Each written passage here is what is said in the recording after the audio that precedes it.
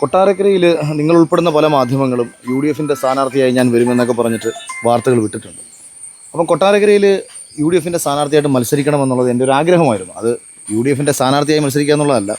എൻ്റെ നാട്ടിൽ ഇന്നലകളിൽ എൻ്റെ മുന്നിൽ ബുദ്ധിമുട്ട് അനുഭവിച്ച ജനതയ്ക്ക് വേണ്ടിയിട്ട് അവർക്ക് വേണ്ടി ഒന്നുകിൽ സംസാരിക്കാൻ കഴിയുക, അല്ലെങ്കിൽ അവർക്ക് വേണ്ടി എന്തെങ്കിലും ചെയ്തു കൊടുക്കാൻ കഴിയുക. അപ്പോൾ എന്നെ കണക്കൊരാൾ മുൻപും തെരഞ്ഞെടുപ്പിൽ ഒരു ബ്ലോക്ക് പഞ്ചായത്ത് തെരഞ്ഞെടുപ്പിൽ മത്സരിക്കാനിരുന്ന സമയത്ത് ആ അവസരം നിഷേധിച്ച അന്നത്തെ രാഷ്ട്രീയ നേതാവ് കൊടിക്കുന്നിൽ സുരേഷായിരുന്നു. അപ്പോൾ അദ്ദേഹം അന്ന് എനിക്ക് പകരം മറ്റൊരാളെ കോട്ടാത്തല ബ്ലോക്ക് പഞ്ചായത്തിൽ മത്സരിപ്പിക്കുകയും ഞാൻ അവിടെ സ്വതന്ത്രമായിട്ട് മത്സരിക്കുകയും ചെയ്തു. അന്ന് 1700ഓളം വോട്ട് ഒരു CPM കോട്ടാത്തലയിൽ എനിക്ക് ലഭിച്ചതുമാണ് ഒറ്റയ്ക്ക് മത്സരിച്ച സമയത്ത്. സമാനമായൊരു സാഹചര്യമാണ് ഈ നിയമസഭാ തെരഞ്ഞെടുപ്പിൽ ഒരുങ്ങി വരുന്നതെന്ന് എനിക്ക് തോന്നി. സ്വതന്ത്രനായിട്ട് കൊട്ടാരക്കര മത്സരിക്കണം.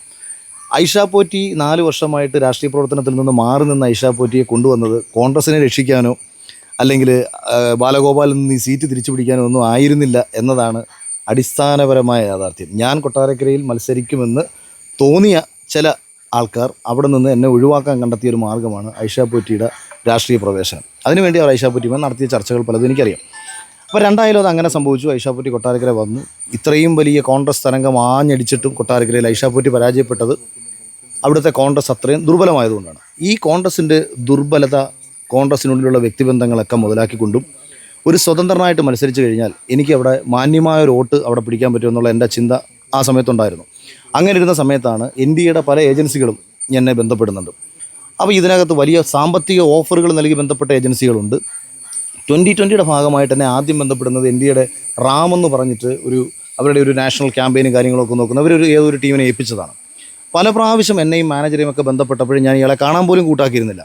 ഫെബ്രുവരി 5-ാം തീയതി ശ്രീ രമേശ് ചെന്നിത്തല എന്നോട് ഏത് മണ്ഡലം അഖിലിന് നോക്കണം, അതായത് കൊട്ടാരക്കര ഇല്ല എന്നുണ്ടെങ്കിൽ ഏത് മണ്ഡലം നോക്കണം എന്ന് പറഞ്ഞ സമയത്ത് ഞാൻ ആദ്യം പറയുന്നത് നിയമം നോക്കിക്കോളൂ, അല്ലെങ്കിൽ പിണറായി വിജയൻ്റെ തലശ്ശേരി ധർമ്മടം നോക്കിക്കോളൂ എന്നാണ്. കാരണം അവിടെ എനിക്ക് പൊളിറ്റിക്സ് സംസാരിക്കാനുള്ള ഒരു സ്പേസ് സൃഷ്ടിക്കപ്പെടുമെന്നുള്ളതായിരുന്നു. അപ്പോൾ അദ്ദേഹം പറയുന്നു, സംഘടനാപരമായി ദൗർബലമുള്ള പ്രദേശത്തൊന്നും പോയി ചുമ്മാതെ ഭാവി കളയരുത്, കാര്യം നിങ്ങൾക്കൊക്കെ മറ്റ് മേഖലയിൽ നിന്ന് വരുമാനം വന്നുകൊണ്ടിരിക്കുന്ന ആൾക്കാരാണ്.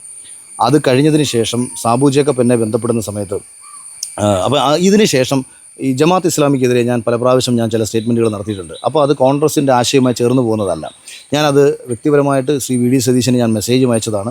രാഷ്ട്രീയമായിട്ട്, അതായത് നമ്മൾ വർഗീയതയ്ക്കെതിരെ പറയുമ്പോൾ കേവലം ഒരു NSS, SNDP, RSS മാത്രമാക്കി ചുരുക്കാതെ അതിൽ ജമാഅത്ത് ഇസ്ലാമിയുടെ വർഗീയ രാഷ്ട്രീയം കൂടി നിങ്ങൾ തുറന്ന് കാണിക്കൂ എന്ന് ഞാൻ അദ്ദേഹത്തിന് മെസ്സേജ് അയച്ചാണ്. അതിനുശേഷം എനിക്ക് അദ്ദേഹം മെസ്സേജ് ഒന്നും അയച്ചില്ല. പക്ഷേ ഞാനിത് പറഞ്ഞത് ഇതിന് ഇഷ്ടപ്പെട്ടിരുന്നില്ല.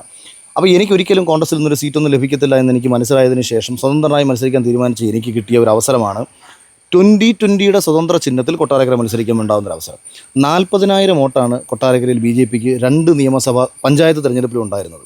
അപ്പോൾ 40,000 വോട്ട് പഞ്ചായത്തിൽ കിട്ടിയ BJPക്ക് 2 നിയമസഭയിലും അത് 21,000-20,000 എത്തിക്കാനേ കഴിഞ്ഞിരുന്നുള്ളൂ.